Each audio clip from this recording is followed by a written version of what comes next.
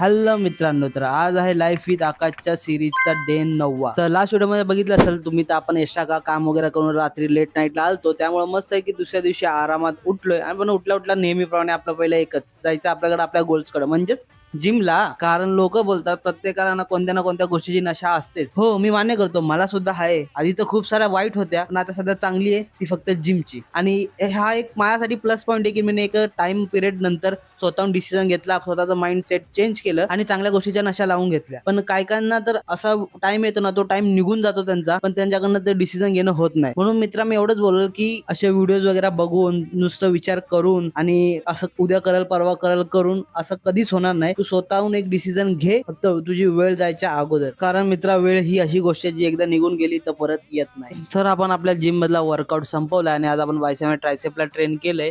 तर आलो त्यानंतर आपण घरी, आणि घरी जाता जाता वर्कआउट नंतर प्रोटीन साठी घेतलं त्या 4 अंडी।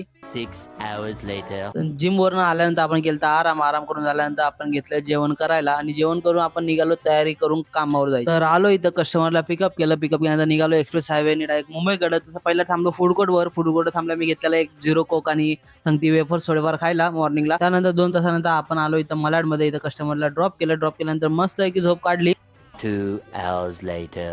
आणि मला लागली रिटर्न पुण्याची ट्रिप। तर कस्टमरला आलो इथं पिकअप करून निघालो नॉनस्टॉप पुण्याकडे, आणि कस्टमरला ड्रॉप केला, डायरेक्ट निघालो घराकडे। कारण आज आम्ही कामाला वगैरे जाणार नाही, तर मला घरी जायचं होतं बारामतीला, त्यामुळे लोकल ट्रिप वगैरे मी काही बघितलं नाही, डायरेक्ट आलोय घरी। तर चला मित्रांनो, आजचा दिवस आपला इथंच संपलाय। आजची व्हिडिओ आवडली असेल तर लाईक करा, शेअर करा, मला फॉलो करा।